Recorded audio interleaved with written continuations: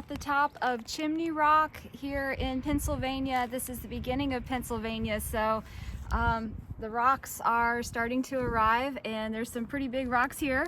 I got to come up to these boulders. I stayed at one of the best shelters I've ever stayed at last night. I actually tented, but the shelters were pretty cool. It was two shelters called Tumbling Run Shelter, and they had the shelters had one for snoring people and one for non-snoring people. I thought that was awesome.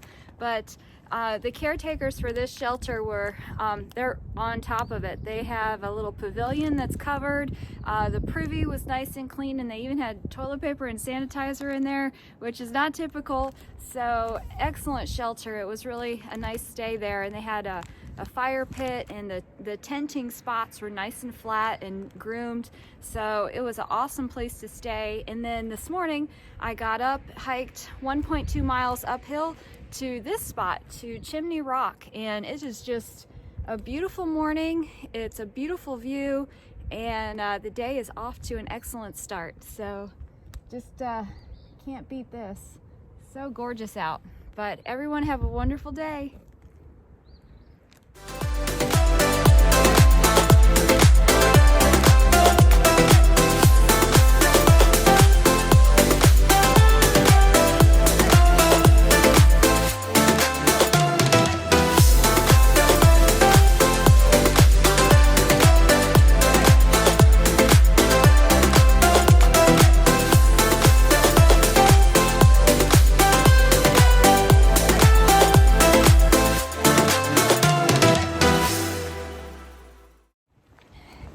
Hey everybody, we're in Pennsylvania, just left Boiling Springs, and you would never guess it, but we just witnessed a lot of snow coming down. You can't tell it at the moment, but for April, that is not typical. So me and Cricket behind me were in a cafe while it was snowing, and it was just insane. But I'd like you guys to meet another thru hiker named Cricket.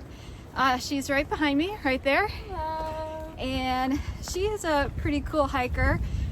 She's doing a flip-flop. So she's already done the south section of the trail, and now she's doing the northern half.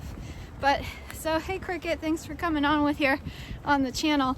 So how did you get your trail name?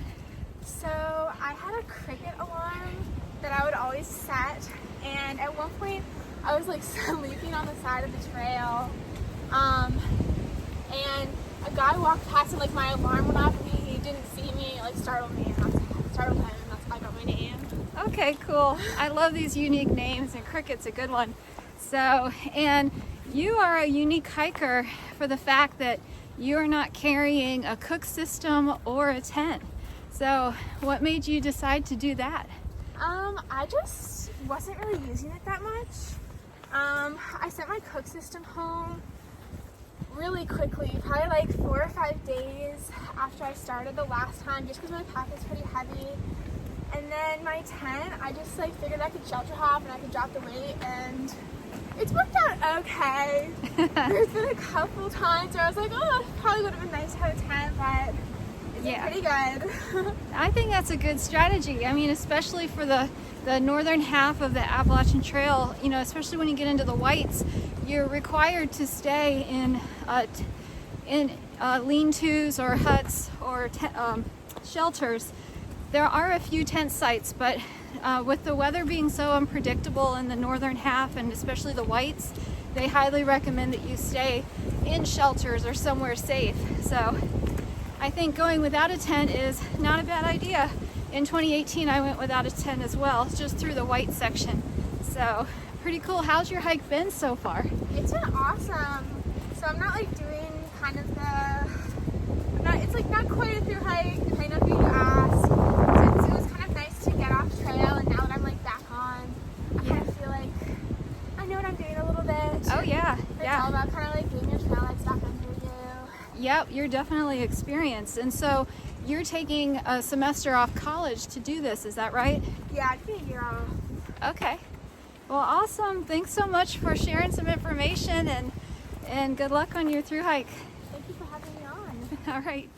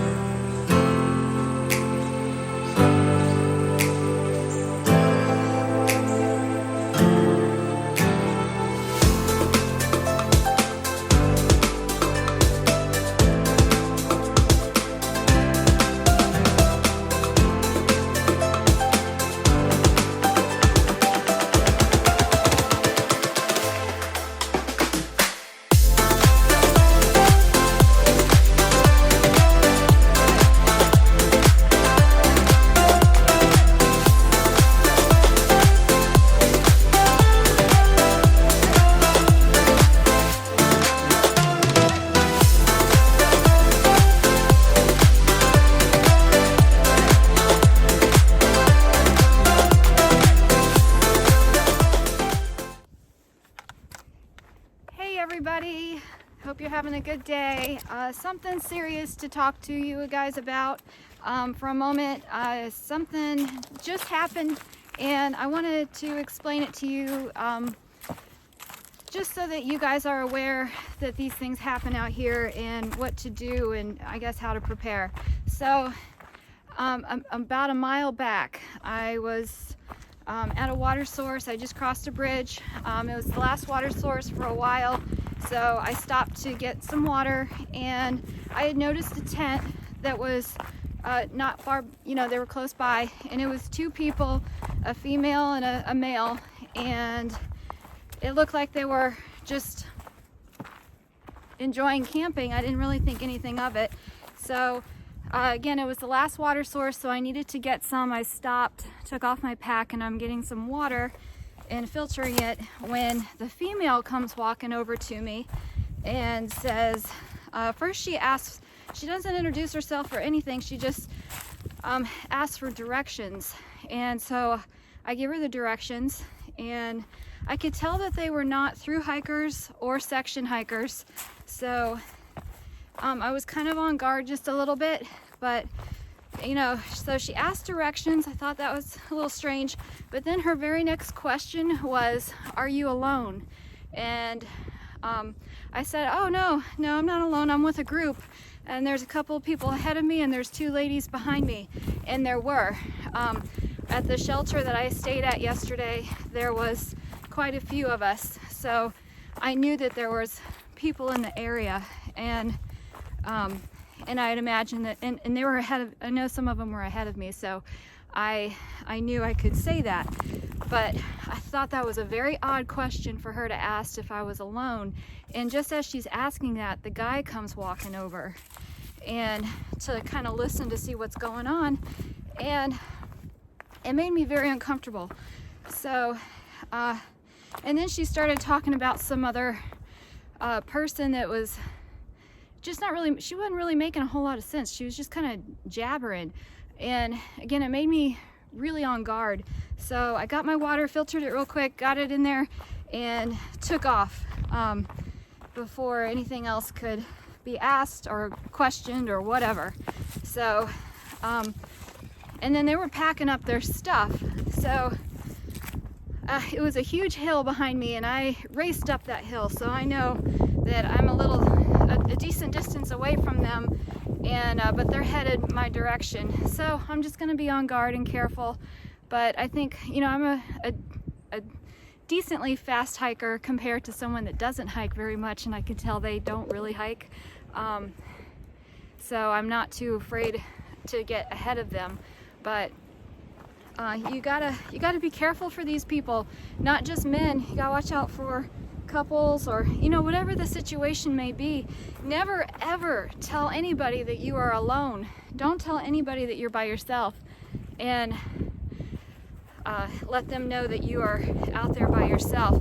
Even if you have to say a white lie or whatever you have to do. Look at this beautiful view behind me.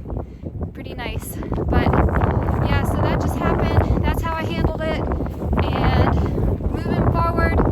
But yeah, keep that in mind. Keep your guard up. Always keep your guard up. No matter who it is, where you are, you've got to always be careful. So that's what I have to say. All right, I'll check in later, guys.